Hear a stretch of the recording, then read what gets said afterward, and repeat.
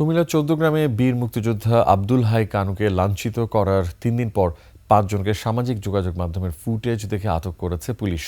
তাদের ৫৪ ধারায় গ্রেফতার দেখিয়ে আদালতে হাজির করা হয়েছে। আদালতে তাদের কারাগারে পাঠানোর নির্দেশ দেন। এদিকে জড়িতদের দৃষ্টান্তমূলক শাস্তির দাবিতে মানববন্ধন করেছে মুক্তিযোদ্ধারা।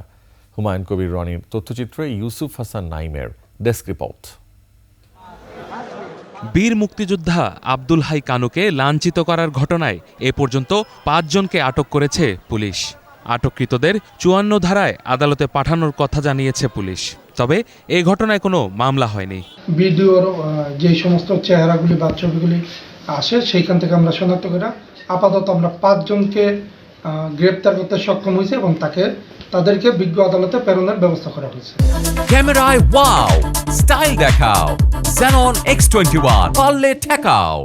ঘটনার প্রতিবাদ ও তদন্তের মাধ্যমে দোষীদের শাস্তি দাবিতে ঢাকা-চট্টগ্রাম মহাসড়কের উপজেলার দোয়েল চত্বরের সামনে মানববন্ধন করে স্থানীয় মুক্তিযোদ্ধা ও সাধারণ মানুষ। একজন বীর মুক্তিযোদ্ধা থেকে জোতা গলা দিয়ে পিঠে, এটা তো পৃথিবীর কোনো দেশে হতে পারে না। অনতিবিলম্বে দোষী ব্যক্তিদেরকে শাস্তির দাবি করছি। যেখানে আমরা বিচারের ব্যবস্থা করতে পারি সেইভাবে বিচারের ব্যবস্থার জন্য আমরা লড়ব। এই জন্য রাষ্ট্র বাদিয়ে আমাদের এই কানু ভাইয়ের উপর অমানসিক অত্যাচারের বিচার আমরা চাই। এদিকে জামায়াত বলছে তাদের দল এ ধরনের ঘটনা সমর্থন করে না। কেউ আইন হাতে তুলে নিয়ে এভাবে কাউকে অপমান করা, এটা আমরা কখনো কামনা করি না, আমাদের দলও কামনা করি না। ওটা আমরা এলাকায় জানতে পারলাম যে তারা জামাত ইসলামের সমর্থন করে, আমরা তাদের কাজটাকে সমর্থন করি।